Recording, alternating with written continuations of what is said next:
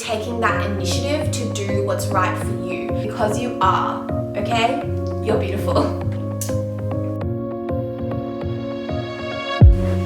Hi guys, so in today's video we are talking about something that I'm really passionate about, and it is the difference between self-love and self-care, and why we really need both in order to live a healthy and fulfilled lifestyle. So I'm going to tell you, I have definitely not always been great with both of these things. I think over the past few years, I've definitely increased both of my self-care and self-love quite a lot. And I really want to share some tips with you guys on how to increase your levels of self-care and self-love. So I'm going to give you 5 tips on how to increase your self-love, as well as 5 practical tips that you can use to take care of yourself.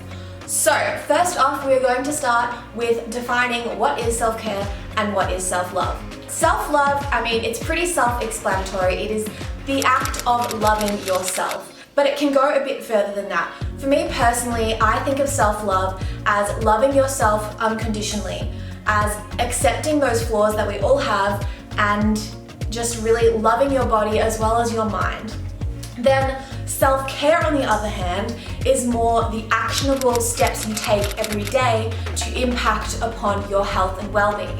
So I also want to mention here that treating yourself is completely different to what we're talking about today. And I think a lot of people confuse the treating yourself mentality and self-love, and they're actually completely different things. So self-love is about your mental health and your relationship with your body and your mind.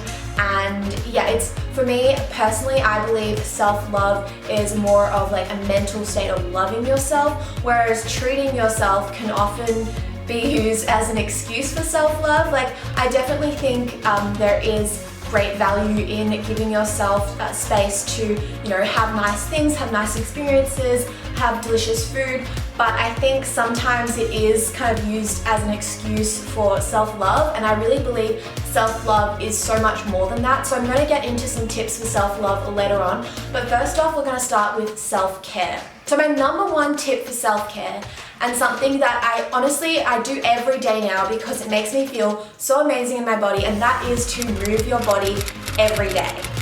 And it doesn't have to be daunting. Literally, you can just do like a 20-minute stretching or yoga session when you're watching TV, or just going for a quick walk outside. Anything you can do to move your body. Honestly, it's so good for your body, but also for your mind, to have that space and to have that time to connect with your body and move your body. If you just block out like even 20 minutes for just a little bit of exercise every day, you will feel better for it, and it benefits your mindset as well because it gives you those endorphins. And honestly, it's just my number 1 tip for self-care, is to move your body every way in whatever way feels good for you. And that's going to be completely different for you as it is for me. But if you are not really into a lot of fitness, a lot of working out, I would suggest just a light walk is really good, or some stretching. There's so many different yoga videos you can watch online now that are free, that you can do from your own home, just on your carpet or on a mat. So I would recommend doing something like that every day. So on to tip number 2 for self-care.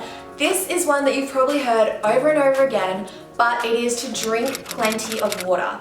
So personally for me, what I found is really helped in order to get enough water in is by drinking water that has some flavoring. So often in the morning, I will get a big bottle of water and put some Barocca in there. I've actually got one right here. It just puts a nice flavoring into the water, and it also, adds some extra nutrients if you want that. But you could also just put in some fresh lemon and lime, some fresh mint.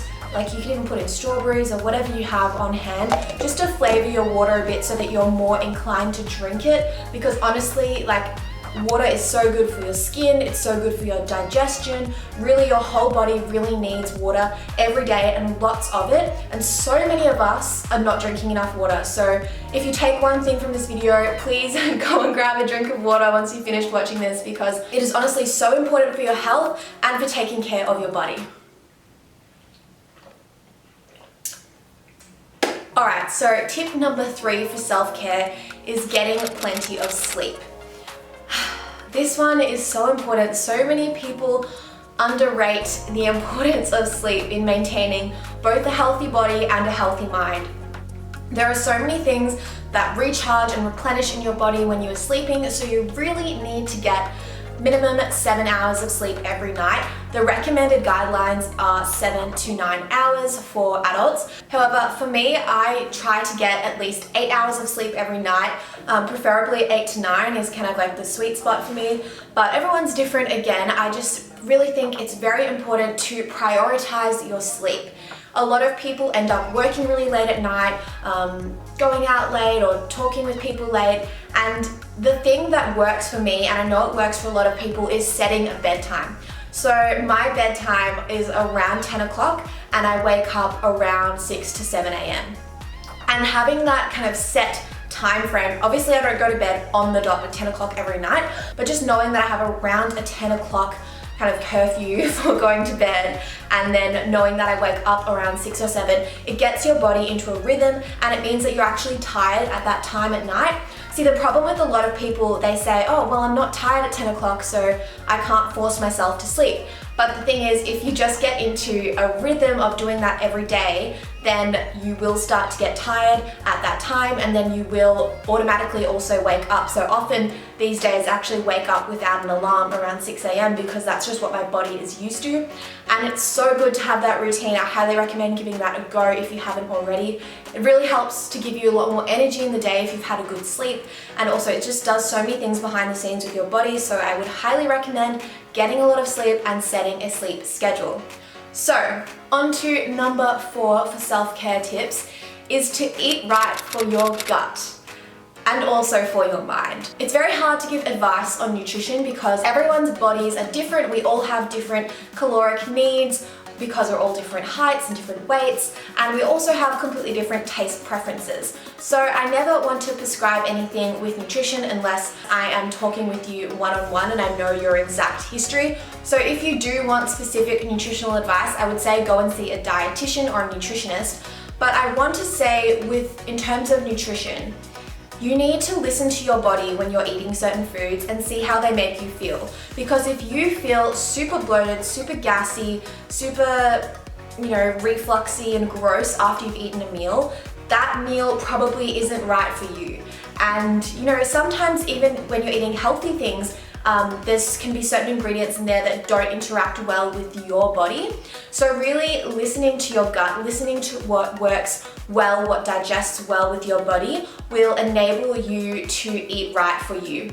Personally, for me, I try to avoid a lot of highly processed food, food that has a lot of added sugar. I find that things that have a lot of added sugar, things that are highly processed don't digest well for me, and it makes me feel bloated and kind of gross, and that impacts on my mental health as well as my physical health. So I do highly recommend listening to your gut and eating what's right for your gut to make you feel your best. Because when you feel your best, you'll be more inclined to do things like exercising, to be productive, get lots of work done. Really, digestive issues are a massive problem for a lot of people. So you really want to listen to your own gut, and if you need further guidance in this area, please go see a dietitian or a nutritionist because they will be able to help you and give you personalized advice. So, number 5 and the last tip for self-care is to schedule time in your day to take care of yourself, to do something that you love and that makes you happy. No one else is going to do that for you. You really have to be organized and set a time in your day. It might be different every day, but just allow some time for you to do what you love. And that's going to be different for you as it is for me. Personally, I love doing things like going for a walk, cooking a nice home cooked meal. I love filming and making YouTube videos. What else do I love? I love talking to friends on the phone. There's a lot of things that I love to do, and that brings me happiness and joy. You need to find out what works for you. It might be going for a walk, it might be reading a book, it might be walking to go get a takeaway coffee. Whatever it is, schedule time in your day to do that, because that is what self-care is. Really, the main thing about self-care is taking the time to understand what makes you happy and what makes you feel your best, and really taking that initiative to do what's right for you, because no one else knows exactly what's right for you and exactly what makes you happy and makes you feel your best self. So you have to take that time, schedule it into your day, take the action to better yourself, to better your health, and to live a healthier, more happy life. So now as we move on to self-love, so as you can see with all my self-care tips, they're very much so actionable things that you can do, whereas self-love is more of a mindset. So I do have some actionable tips that you can take as well, but really self-love is more a mentality that you have towards yourself. So my first tip for self-love is to talk to yourself positively. Honestly, mini story time here. Back when I was in high school in year 11 and 12, I used to look in the mirror at myself and I used to tell myself I didn't look good. I used to pick out the flaws in my body and I used to criticize myself a lot. And I don't know when I heard it, but I think I watched a YouTube video or someone told it to me. I can't really remember, but I remember hearing when I was about 18 that you should look at yourself in the mirror and tell yourself what you love about yourself. And honestly, that I think was the biggest factor that changed my mindset around my own body image and around loving myself. And I began to I literally did this. I would look at myself in the mirror and say, you are beautiful, you are strong, you are confident, you are gorgeous, like just things like that really lifted me up. And in the beginning, I didn't really believe them. I was just saying them because I had heard that it's helpful to say good things about yourself to yourself. And yeah, at the time when I first started saying them, I didn't really believe them. But after time went on, and as you do it more and more, you actually start to believe them, and all that positivity, it infiltrates your subconscious and your brain, and then you literally start thinking that way. And I know for some people it's harder than for others, and it does take a while, but if you consistently say positive things to yourself and treat yourself how you treat your friends. Like you're always lifting up your friends, saying how gorgeous they are, how amazing they are. When you do that for yourself, it is, this sounds cheesy, but it is really transformational, and I would highly recommend doing it. There are so many people that still talk negatively to themselves. They still look in the mirror and tell themselves that they aren't good enough, that they aren't pretty enough, and honestly, like, that is the number one thing that, I mean, personally, obviously it's different for everyone, but personally for me, that was the number one thing that was decreasing my self-confidence when I was younger, because I was just constantly saying negative things about myself. And really, when I started speaking more positively about myself, my self-love and my confidence skyrocketed. So really, if you do any of these things, talking to yourself in a positive way is seriously just try it out. If you haven't tried it out already, please, after you've watched this video, go into the mirror and tell yourself you're beautiful, because you are, okay? You're beautiful. All right, number 2. So now that you've told yourself that you are beautiful and you're strong and you're amazing, you have to surround yourself with people who are going to lift you up as well.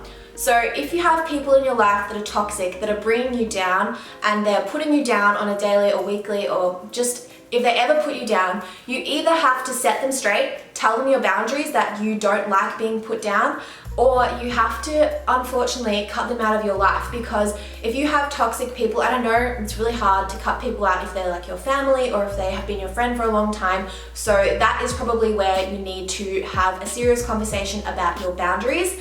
And I have talked about that in a previous video about how we do have this culture in Australia of putting other people down, and it's kind of a joke. But that behavior, honestly, I don't think it should be around, because it actually does influence people's self-confidence, their self-love, and their subconscious mind. So really limiting the time you spend with those people who are toxic, or setting your boundaries straight, because you don't need people in your life telling you that you aren't good enough or that you aren't beautiful, because you are, and you need to surround yourself with that positivity. Whilst you're working on your inner self and trying to be more positive to yourself, you also need that surrounding you to kind of mirror that and really raise your self-confidence and your self-love. So, tip 3 for self-love is to do what makes you happy and don't care what anyone else thinks about it. And this is harder said than done, I do admit. For example, when I started my YouTube channel, I did know that there were going to be some people who probably thought it was silly that I was starting a YouTube channel, but I'm passionate about it, it makes me happy, and I love doing it, so just have to not care about the haters. Haters gonna hate. There's always gonna be people out there that are going to not agree with what you're doing, or, you know, not think that that's what you should be doing, but really you have to do what makes you happy, because that is the best thing for you, and the people that truly love and support you will be there for you, I promise. Alright, so number 4 for my tips for self-love is that nobody is perfect. Everyone has flaws. Even the person that you think is the most beautiful, amazing person in the world, they have flaws and they have problems. Literally, there is no one in this whole entire world that doesn't have a problem or an issue in their life. Even though some people's lives may seem perfect, they honestly are not. No one is perfect. And accepting that is so powerful, and personally it's brought me a lot of peace, because I realize now that there's really no point striving for perfection. Literally everyone has problems, because everyone is human, no one is perfect. So yeah, I think for my own self-confidence and for my own self-worth, just realizing that I don't have to be perfect, that where I am is okay and it's more than good enough, is just been so helpful in terms of my own self-love. And yeah, I just really want you to know that you do not have to be perfect, because no one else is, and there's no point trying to be just some ideal perfection, if that's in terms of your career or in terms of your body. Like literally, you do not need to be perfect, because no one is. Alright, so now this actually kind of ties in with the last point. So the last point, and this is going to sound really cheesy, and you've probably heard this a million times, but I'm going to say it anyway because it helped me. And that is that you are exactly where you need to be. So I actually first heard this quote by a YouTuber that I've been obsessed with for a few years now. Her name is Boho Beautiful. She is a yoga teacher, and she does all her videos basically are her doing yoga. They're really good because, you know, some of them are just like 10 minutes, 20 minutes. You can just put them on and do some yoga in your living room. I highly recommend that. I'll put her link in the description box below. But anyway, so in this video that I love of hers, I've probably watched it like 50 times. It's this morning yoga video. And at the start of the video, she says that quote, that you are exactly where you need to be. And personally, it just brought me a lot of peace knowing that whatever stage I'm at, even though I'm not at the end goal, that I'm exactly where I need to be. And it has brought me a lot of peace and also a lot of self-love and self-acceptance, because, you know, once you reach that goal that you've set for yourself, say if it's, you know, to lose a bit of weight or to gain some muscle or to get your dream job, whatever it is, like a lot of people say that, okay, I'll be happy when I get that dream job, or I'll be happy when I move to this location. But you have to actually be happy with where you are right now, because once you get to that goal, chances are you're going to set another goal that's even harder and more difficult to attain, and then you're probably going to say, oh well, I'll be happy when I buy my first house or something. But if you're just in this continuous cycle of setting new goals and not being happy until you've achieved them, then you're never going to be happy. You have to know that where you are right now is more than enough, and learning that you are exactly where you need to be and you can love yourself at every stage of that journey is so powerful. And yeah, I know it does sound really cheesy, but it honestly has really helped me in understanding that where I am right now is great and it's more than good enough, and that even though I have a long way to go in my goals and my dreams, that I'm worthy of love right now, and I'm worthy of feeling happy and feeling amazing. And yes, so those are all the tips I have for you today. I hope this has helped you in some way, and I hope this has helped you see the difference between self-care and self-love, and also knowing that the treat yourself mentality is actually something completely different to self-love and self-care. So yeah, I hope you enjoyed this video. If you did, please be sure to hit the like button down below. And also, if you are new here, I would love it if you could please hit the subscribe button and click that bell notification button if you want to be notified of when I post my next video. I usually post on Wednesdays and Sundays, so keep an eye out for that, and I will see you in my next video. Bye!